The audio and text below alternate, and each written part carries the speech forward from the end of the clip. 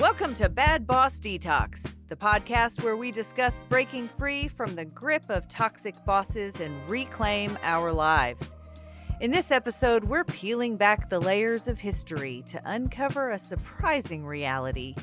Women have been working and contributing to society long before modern notions of employment. From the bustling markets of medieval Europe to the skilled labor of guilds and farms, women have always played a critical role, despite often being written out of the narrative. So today, we're celebrating women in the workplace, starting at, well, the dawn of time, basically.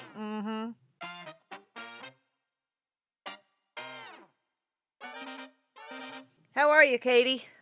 I'm pretty good. Oh my gosh. Guess what happened to me today? What? We have bees. So The good ones or the bad ones? All bees are good in my opinion. I don't know about the bad ones. What do you mean the bad ones? Like wasps and hornets. Oh no, these are like honeybees. Honeybees, yeah. Yeah. I was eating lunch and I noticed some stuff kind of flying around on the patio and I kind of thought maybe it's those like maple seeds that twirl around. Uh-huh. But it was not. It was hundreds of bees. In your house or outside? They are in a tree. Okay. On my patio. Oh. Like, we have those arborvitae trees. Better than in your house. Yeah, but, the reason that bees do that now, because I'm a weirdo, I know things about bees. And one of the reasons that bees might do that is because the hive has, split off. Yeah. And part of the bees colony is looking for a new place to live, which could mean that there is a bee colony somewhere in our, walls that we just don't know about.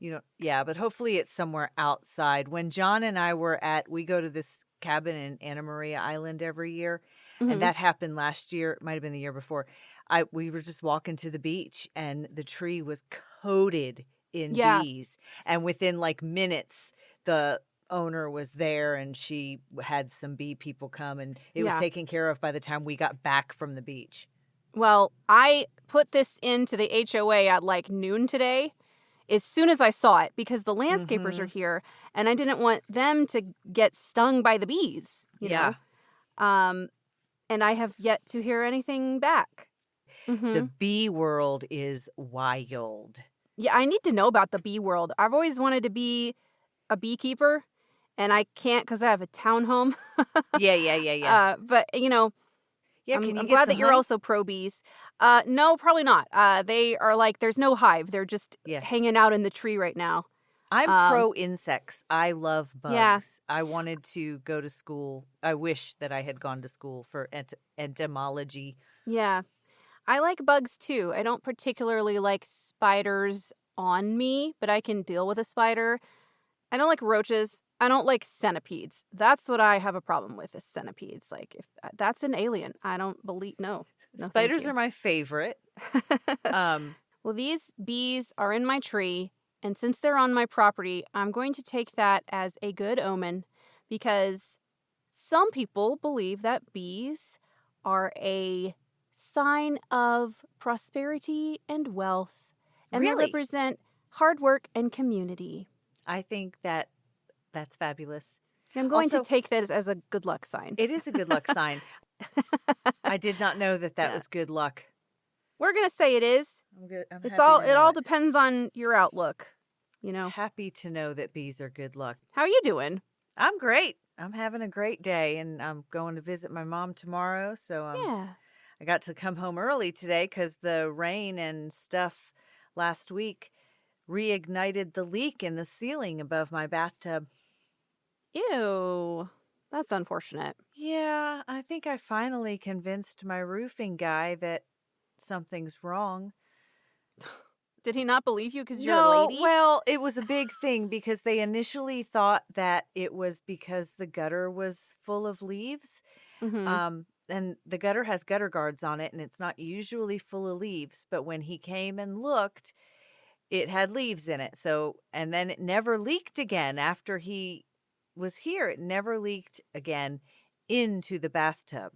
But I believe it has been leaking behind the bathtub all this time. No. Yeah, and that's not good. Right now, it was just because it rained so much last week that it came back in. So Ugh. they've got a plan. And I have still one bundle of shingles from when he did my roof. Okay. He has to see if he can, because I had to have a red roof. So he is going to see if he can match those shingles. And at this point, Okay. I don't care. I just don't want Yeah. water in the bathtub. Yeah. Yeah. Unless Fair it's enough. bath water. Well, we're talking about women in the workplace today. Katie, when you were little, did your mom go to work or did she stay at home? She stayed at home when I was really little, and then I think about the time that I was in late elementary, middle school, and beyond, she worked part-time. She has an associate's degree in fashion merchandising, which Hey, is me cool. too. What, really? Yeah. Oh my gosh. Yeah. That's really neat. Uh-huh. Well, yeah, she has that degree. She worked at a publishing company that did magazine publishing. She worked at a TV station. That's where she met my dad. That was before I was born, obviously. But yeah, she's done a couple of different jobs, and for most of her career, she worked in a bank. Oh, cool. So she wasn't really using her associate's degree, but she does have an associate's degree. Yeah, they changed the name of that while I was in school. They changed it to retail merchandising with an emphasis in fashion. Okay. Because it is Yeah. probably slightly different. It's still That's fashion interesting. merchandising. That's cool. Yeah. Huh. Today I learned. How about you? Did your mom work outside of the home when you were a kid? No, my mother was a hairdresser until she had her children. My parents have 3 children, me, an older brother, and a younger brother. And my mother was a stay-at-home mom, which wasn't a term then, it was housewife. And she was hands-on, like, played with us all day, cooked everything from scratch, all the things that you would see on a sitcom. But she didn't clean. My dad cleaned, and we had a housekeeper for a while. That's nice. Yeah, and then they decided not to have a housekeeper anymore. And that's when my dad had to start cleaning on the weekends. That's impressive. Yeah. When my little brother went to high school, my mother got a job. Okay. Yeah. So she And what did she do? And she became a reservationist at Piedmont Airline, which then became U.S. Airways. Okay. And now I believe is just American Airlines. Okay. Nice. Yeah, I'm not real positive about that, but I still have my U.S. Airways teddy bear. And she had to actually move and live in an apartment with a roommate. I was already married. My husband drove her there to get her retirement because they closed the office here in town 6 months before she was going to be due her benefits. So, yeah, so she had to go live in an apartment in Indianapolis. That's unfortunate. It's also weird because it was weird for my mom to be on her own. They could have treated her better. Yeah, sounds like it. She loved that job, though. Yeah. My mom would also probably say they could have treated her better at her job at the bank. She liked working at the publishing company and everything else, but I think that she complained every single day coming home from work at the bank, like every single day. It's like, oh my God, I'm so damn tired. You know. My mom has always said that when my dad came home from work every day, she would be like, here, you have these kids. And she would run off like it was so hard. And I'm like, it's because she still does it to this day. She makes everything harder than it has to be. That sounds about right. Let the man change into his jeans and cowboy boots before you hand him the baby go to the and bathroom. run away. Yeah. My gosh. Yeah. Well, my husband works from home and so do I, so it's just like there is no, I'm so glad to be home. It's more like he just immediately goes downstairs and starts decompressing, however, like watching TV, playing Nintendo, whatever it's going to be. I don't know if I could do that. My husband's got to go to work. Yeah. I mean, we're pretty good. Like, we don't get on each other's nerves. There have been some times when I have, like, interrupted him when he really doesn't want to be interrupted, or like he's being loud and I have to ask him to turn his music down or something when I'm recording. But like, Oh, yeah. other than that, it's not that bad. Because my booth is in my bedroom closet, and he has a whole separate office upstairs. So we're like on good. opposite ends of the Yeah. upstairs. But it's a townhome, so it's not. There's not very much upstairs. Well, my husband works at a grocery store, so I was lucky during the pandemic that he still went to work. Yes. I met Sean like in January of 2020. And so when the pandemic hit, I was like, do you want to come and stay at my house for a couple of weeks during quarantine? Because that's all that we thought it was going to be. And he was like, no. It might be too soon for that, babe. I'm just going to keep driving to your house, even if it's illegal. And if the cops pull me over, I'll just lie. I don't know anyone that got asked what they were doing I out. know. No one gave a shit. No one gave a shit. But No that was one the at fear. all. We were like, oh my God, they're not going to let you leave. And it felt like it was going to be really like military ruled lockdown. It was scary. But anyways, we're way off topic. Yep. All right. Okay. So we're talking about women in the workforce today, leading up to our next episode on feminism. So kind of a twofer. And so I decided, before I did research on when women started working, I made a list of the jobs that I can think of that women did in the olden days. So I've got teachers. We know that they worked in factories. We've talked about that. Nellie Olson's mom ran a shop.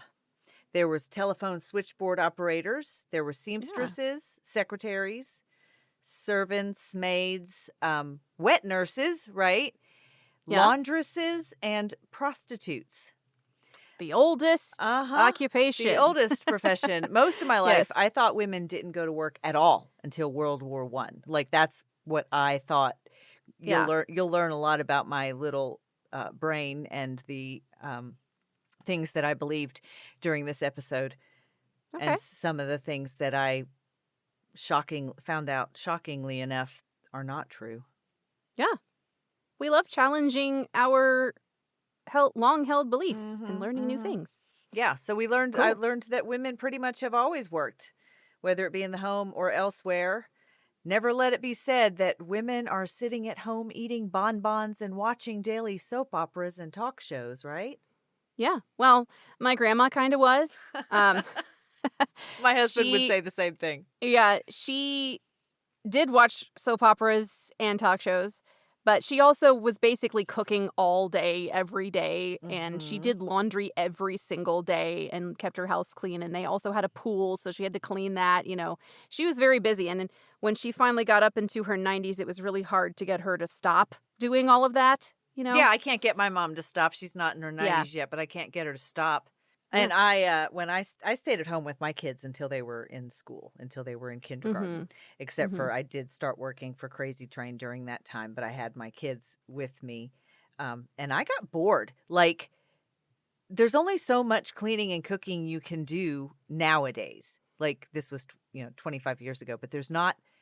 Back in the olden days, it was a lot more work. They had to go kill the cow before they butchered it and cut it up and... Maybe. In the Middle Ages, the women spun wool in addition to cooking and cleaning. They did the washing and the baking. They milked the cows, fed the animals, brewed the beer, etc. In England, women owned some businesses, mostly shops. Some women were jewelers or glove makers. I read about a woman doctor called Troluta, or the Trota of Salerno, which is a coastal town in Italy, in the year 1100, who mostly studied women's diseases, gynecology, and obstetrics. That is a hard word. Birth and babies. Yep. That. She promoted things like cleanliness, balanced diets, and exercise. I like her. All right. Troluta. Get it, girl. Troluta. Who was going to study that if you didn't? In the 16th and 17th centuries, many occupations were closed off to women, but some had jobs. most commonly as domestic servants. At this time, we couldn't even be teachers yet. But once a woman was married, her job became housewife, which was then and still is a job. It's not as much now, not as much work now as it used to be. Right. Because back in the day, they had to cure their own meats and make jellies and pickle stuff. They often made their own candles and soaps. You ever done that? Have you ever made your own candles? I have when I was a kid. It's very fun. Mm-hmm. But I'm sure if you had to do it for being able to live, it would be hard work. Well, there's places now, like the paint your own pottery places. There's make your own candles and make your own soaps, too. Yeah, I got a candle story later. Okay. They spun wool and linen and made all the clothes for their family. If they had a farm, the women took care of the animals, and many even kept bees. They also often took their wares to the market to be sold. And if her husband was a businessman who traveled, she'd care for his business when he was away. That's cool. Yep. Since only the wealthy could afford a doctor, she also often had to be able to treat her family's illnesses. So they just did everything because they just anything that the man wasn't doing, they took up the slack, basically. And then came America. In America, the first female doctor was in 1849. Her name was Elizabeth Blackwell. And then in 1866, Lucy Hobbs became the first woman to be a dentist. In 1875, we got our first female bank president. And in 1896, Alice Guy Bloch was the first female film director. Nice. We had Florence Nightingale, who very famously was a nurse, but did you know she was also a mathematician? No. Yeah. Florence. Right. Elizabeth Fry was active in prison reform, and Clara Barton founded the Red Cross in 1881. There were female writers, actresses, and even prospectors. Not all the gold rush prospectors were guys. Some were gals. But still, for the most part, men dominated the workforce. Or did they? What? Many women had jobs, but most only until they were married. Yeah, because then your job became to please your husband. Yeah. We watch The Ropers sometimes, and even in the 1970s, Mr. Roper, no wife of his, was going to work, and they didn't even have kids. That's how my grandpa felt. We can briefly break it down by century. We now know that women can do pretty much whatever they need to do. My own personal motto, I used it today at the gym: if there is a boy available, use him, but you better be able to do it yourself. But as far as actually getting jobs, like real employment, there was a ways to go. Yeah. I liked what you said about use a boy if he's around. Well, a friend of mine that taught me how to drive, she said if the middle's available, use it. And I just changed it to boy. If there's a boy available, use him. But you got to be able to do it for yourself if there's not. Yeah. As an only child and a girl, my dad was very much like, you're smart. Learn how to do this. Here, I'm going to show you how to change your oil. Come here. I'm going to teach you how to do this. I'm going to teach you how to do this. All the time, he was trying to teach me how to do something. And he did that to everybody. Yeah, he always tried to teach me how to do everything myself. My mom taught me to be independent and never count on anyone to pay for things for you. You better have your own money and your own job and your own everything. You can't count on a man to do it for you. And I was like, okay. Which is kind of surprising that she felt that way because some of her philosophies are kind of archaic. But in that respect, my mom has the opposite. My mom recently said to me, "Oh, you mean Jody doesn't pay your mortgage?" And I was like, we pay our mortgage. Like, what do you mean?" And she was like, "When I got a job, that was my money." Good for you, Mom. That was the 1970s. Yeah. Well, my husband is my long arms. He's very tall. He's like 6'4", and just has the longest arms I've ever seen. He's like Gumby. He can just reach anything. And so there's certain chores that I ask him to do because of the long arms. Like he has to put the dishes away from the dishwasher because he can reach the top shelf in the cabinet and I can't. Yes.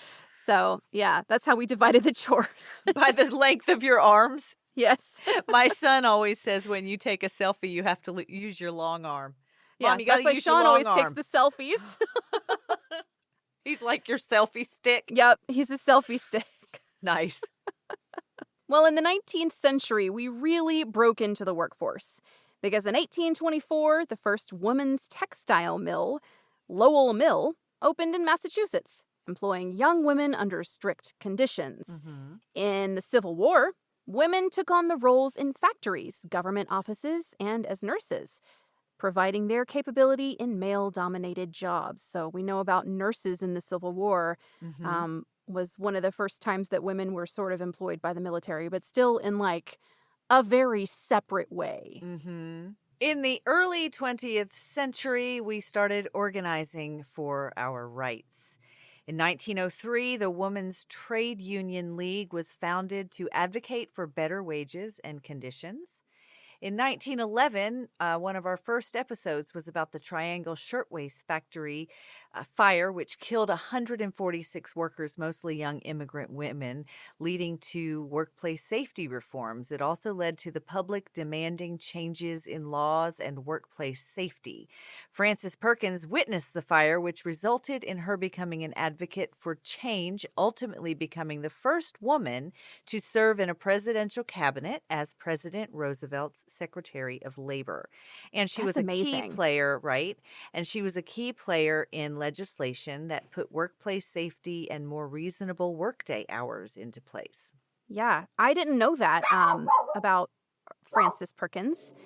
And I feel like that's a great way to advocate for women, is to go become the president's Secretary of Labor. Right. Especially after seeing that horrible trauma. If you don't know about that, listeners, please go back to, I think it's episode 2. Yeah. And listen to that, because it is quite horrifying, but you can understand when you hear that story why it spurred people into action to make some changes.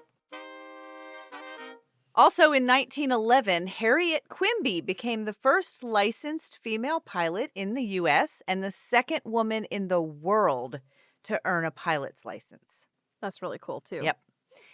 In 1914 to 1918, during World War I, while women still couldn't actually enlist in the military, they could serve in the U.S. Army Nurse Corps and the Navy Nurse Corps, and through a loophole of some sort, they could join the Navy as a yeomanette, serving stateside on naval bases, replacing men who had deployed to Europe. Many performed clerical duties, working as truck drivers, mechanics, radio operators, telephone operators, translators, camouflage artists. Ooh. I love that. And That's munition workers. They had the same responsibility as their male counterparts, and get this, received the same pay of $28.75 per month. But they still couldn't vote for 2 more years. Yeah, we'll learn about that in the feminism episode as well. In 1920, the 19th Amendment granted women the right to vote, which strengthened their political voice in labor issues.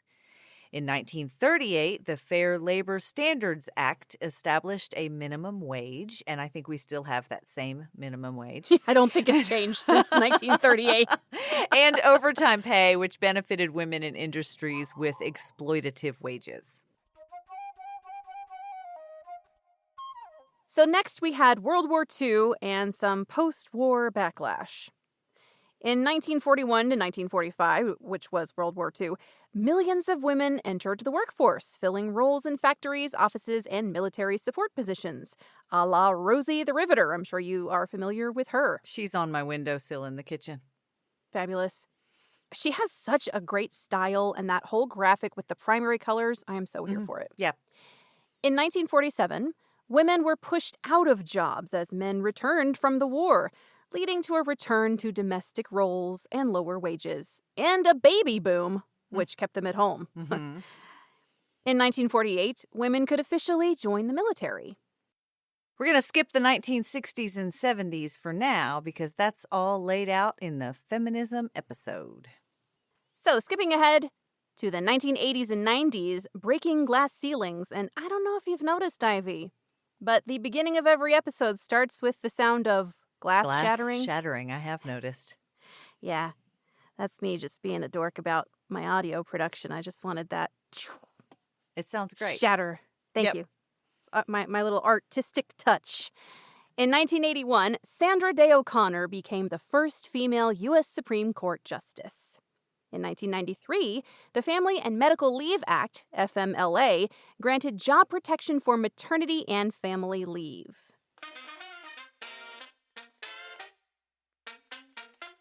The 2000s to the present. Addressing workplace inequities, finally. In 2009, the Lilly Ledbetter Fair Pay Act strengthens protections against wage discrimination. In 2017, the Me Too movement highlights workplace sexual harassment, leading to policy changes. 2021, women's workforce participation hit a 30-year low due to COVID-19 pandemics and caregiving burdens. And on January 20th, 2021, my first granddaughter was born literally as we watched the United States' first female vice president get sworn in. And this was huge for me. It was a massive turning point in my own feminism journey. That's really cool. I'm so glad that she was born into the world just as women were making such strides politically and socially. Like literally while I was watching Kamala Harris on the TV, my son was texting me that his daughter was being born. So that was cool. It was really cool. And it may or may not be why I was crying. Could have been crying because it was a woman on the stage. Could have been crying, I was crying because I was about to have a granddaughter, my first grandchild. But anyway, that was cool. So I have a list here, Katie, of some actual jobs that the ladies pre-marriage, of course, had from the mid-1800s to the early 1900s. Do you think you can guess what these job titles actually mean? Maybe. All right. I'm certainly going to make it up if I can't. All right. The first one, and I took a couple of them off because we actually talked about them, but the first one is an accoucheuse. Accoucheuse. Accoucheuse. That's magical. I think that should be the opening number to the Bad Boss Detox musical. Mm-hmm. And then the next word is Gesundheit. Right. Accoucheuse. Gesundheit. An accoucheuse, that is a person who brings the gooses out of the barn and clubs them over the head. Close. No? Close. She's actually the person who delivers the children. She's a midwife. Oh, she's pulling gooses out. The next one is an alewife. That is somebody who yells at her husband for being too drunk. That's her full-time job. An alewife is actually a type of fish, but for some reason it's what they called a tavern keeper if it was a woman. Oh, so okay. An alewife. Like a bartender. Yeah, either a herring or a bartender. Why do they call them after a fish? I don't know. That's weird. It's Listeners, if you know, someone needs to tell us. The actual definition says an alewife is a type of herring fish that spawns in rivers and was used in colonial times by Native Americans and colonists as a fertilizer.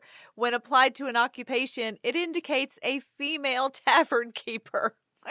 Okay. I guess literally ale as in the alcoholic beverage, and then wife as in like lady, but yes, whatever. Yeah. Still strange. The next one is a besom maker. That I have a pretty good guess for. That person makes brooms. Yep, you got that one right. Ding, ding, ding. How about a charwoman? A charwoman, that's the lady who is in charge of the HOA in Alabama. She's the charwoman of the HOA. Close. She's a cleaner. She cleans people's houses. Okay. So the next one is still something that is used to this day. And to me, it looks a little frightening. It's an executrix. Executrix. Executrix? I can't even say it. Yeah. Or is it executrix? It's that one. Is she a spicy... You're saying it correctly, and I'm saying it the way it looks to me, as though she's going to execute someone. Yeah, it's either the person who pushes the button on the execution, or it is a sex worker who dresses as like an executive. It's neither of those things, but it is how you pronounced it. Executrix? Executrix. Executrix. Say it 3 times fast. It is the female administrator of an estate and not the woman who kills people on death row. Okay. Mm-hmm. See, I really hate when they have gender-specific terms for different jobs that are the same job. Like, I refer to myself as an actor, not an actress, because I play male parts all the time in audiobooks, and, like, I play all the genders of all the characters, so it's just, I'm an actor, you know? I don't think we need a separate word for lady executive. We Just call don't, her but an I like executive. them. I like stewardess. I mean, that is a chill word. I still like stewardess, and I know I'm not allowed to say it, and waitress. I like those. I like femininity, and I like femininity and masculinity to have their own places. I guess it depends on the person. If you're a waitress and you are cool being called a waitress, then that's cool. And if you'd prefer to be called a server, then that's cool. Yeah. It's up to the person. So the next one is, what about a necessary woman? She's a necessary woman. That's me. Necessary woman. I am necessary. If I weren't around, none of this shit would be getting done. You are not wrong. I am necessary too, but I'm not this. This is not a job I want. Okay. Hint. There's a hint for you. Is it a lady garbage collector? No, she's the lady that dumps the chamber pots. Oh, God. That's her whole job? Yes, prior to the advent of indoor plumbing, the necessary woman had the unfortunate job of tending to chamber pots. Well, that's a really nice euphemism, I guess. She tends to the necessaries. I'm sad you didn't ask me what a milliner is, because I actually know that one too, and I wanted to show off. Oh, do you want me to go back? I'll ask you. Nah, it's okay. Okay. How about a pugger? A pugger? A pugger. Okay. A pugger is a woman who is employed removing dog hair from your sofa, because it's named after pugs who shed more than any other dog inexplicably. I'm going to need someone next week to come and remove dog hair from my house. But it's not going to be a pugger, because a pugger, it was a woman who made clay into a paste. Oh, see, okay. If I wasn't giving purposely dumb guesses, I could have maybe gotten there. Yeah, because a pug mill is a thing for clay. Yeah. Okay. Art teacher know-how. So this one makes me want to sing Fire Woman, Tire Woman. What is a tire woman? I'm also a tire woman. I am so fucking exhausted all the damn time. I am a tire woman. Less so than I used to be, because now I don't have to get up at 5 a.m. A fire woman. But yeah. But what was a tire woman in 1800s? In 1800? Well, they didn't have tires then. Right. So, okay, did she make beds in a hotel? She did not, but one of my friends actually is one of these now, and she works on Broadway. Oh. Well, you told me you had a friend that did something with costumes, so maybe it's got to do with costumes. I give up.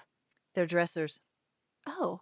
Why are they called tire women? Well, let's see. Tire women were dressers or costumers who worked in dressmaking or in the theater. In 1801, a newspaper article quoted the late Governor Livingston commenting on the practice of promoting dress sales by dressing dolls in the latest fashion. Doth a tire woman in Paris send to London a doll completely finely dressed to show the new mode? So that does not explain why they were called tire women. No, but that's neat. I would love to have one of those fashion dolls. It's like the first Barbies. And then here's the last one we're going to do. The last one we're going to do is a scullery maid. Okay. I think I know what a scullery maid is because of fantasy tropes. A scullery maid. Great costume, huh? Yeah. That's just like a lady that cleans your bathroom or something, basically. Very close. Yeah? The term scullery applies to a smaller room, typically at the back of a kitchen. Okay. where laundry is processed, small food meals are prepared, dishes are washed. The job was common for females, but men also worked as scullery workers. They weren't called maids. Okay. Mhm. Okay. Mhm. Yeah. All right. That's my list of funny job names. You know, I think it's funny that I didn't know most of them because women have been kind of erased from history. So they just don't teach us this shit. Well, they're useless, and all they do is watch soap operas. Yeah, they're either useless and they do nothing, or they do everything that men don't want to do, like empty chamber pots. All right. I got a vocabulary word for you. Oh, good. If I can find it. You're going to like this one. Okay. Okay. So I've noticed that with our vocabulary words, they tend to be sort of like a negative adjective. Mm-hmm. And so I have chosen one with a more positive connotation this week. Okay, good. It is gumption. Gumption. Have you heard this word? I know the word. You do? Okay. So it means, according to Webster, enterprise or initiative. Mm-hmm. And I was really amused by the dialectical definition, which is common sense or horse sense. I love She horse has horse sense. That just sounds like you're... It's a little like rude. Sounds a little yeah, it's rude. a little rude. I don't know. Are we... Is this a compliment to the horse or a compliment to the lady? I don't know. I don't know either. But originally, this is a Scottish word, they say, which means common sense, shrewdness, acuteness of practical understanding. Also, a word possibly connected with the Middle English gome, which means attention or heed, or from Old Norse, gomer, meaning heed, attention. Gomer. Gomer had gumption. He did. So it sounds like something that a World War II factory working Rosie the Riveter type would be praised for. Just right up until the moment where she asked for a raise. Yeah. Yeah. Yeah. And then she'd get thrown out. And then she'd get dumped for having gumption. Yep. Yeah. So, there you go. That's your vocabulary word of the week. Okay. Da-da-da-da. We have made Use that word in a sentence. Use that word more often because it's fun to say and it means resourceful with horse sense. Yes, it does. But, I've always heard it in the sense of, like, he got the gumption to get up and go. Yes. Mm-hmm. It's sort of like, get the gumption to quit your fucking job that sucks and drains the life out of you every day. Just gather up the gumption. Oh, speaking of quitting your job, Katie, did I tell you that I got another email? Another one? Yeah, she apparently can't live without me. I don't know. She can't figure anything out on her own. Needed So the pathetic. backup codes to her login, which I provided for her twice, and I proved such in my reply. But I told my husband I got the email. When I got up in the morning, it was there because she sent it the night before, and I went, oh, I'm going to, like, my first instinct was to get it as quickly as possible. And she actually used, when I read in her sentence again, I need this ASAP. Oh. I got up and walked away. Yes. Yeah, I waited. At least you didn't. I waited a few hours. Don't drop everything for that bitch. No, that was it. But it was my gut instinct. It was the first thing that came to me, and then I went. You were conditioned for 25 years exactly. It was to drop everything and help her. Mm-hmm, mm-hmm. She needs to help herself. Anyway, that is the end of today's podcast until next week. So thank you so much for listening to our podcast. We are just two women out here trying to fill the gaps in our knowledge. And I always learn something when we do these historical episodes. I love these historical episodes. Yeah, I do too. And I hope that our listeners learn something too. Mm-hmm. I told you today that it feels kind of like lesson planning. Yep. But it's more fun because I can say what I really think, Yeah. So I appreciate that. You don't have to worry about parents. Yeah, no parent is going to call me and be like, in our house, whatever. I'm like, well, you can stay at your house then. Oh my God. That was like flashback to my dad. Oh man. In this house, we believe. Yeah, Yeah. And also, I know we said we would discuss feminism in this episode, but once again, we just talked too much and had too much fun. So we're going to split that off and do that in the next episode. And that way we can have plenty of time and we're not rushing both topics.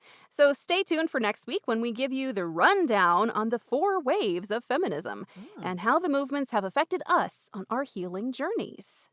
All right. Well, I'm going to go make some heatable meals for my husband since I'll be visiting my mom this weekend. That's right. And he can't be trusted without adult supervision. So, well, he won't eat unless I tell him what to put in the microwave. Plate number 1 and plate number 2. I'm going to go see if there's still 1,000 bees on my patio. I can't wait to find out. All right.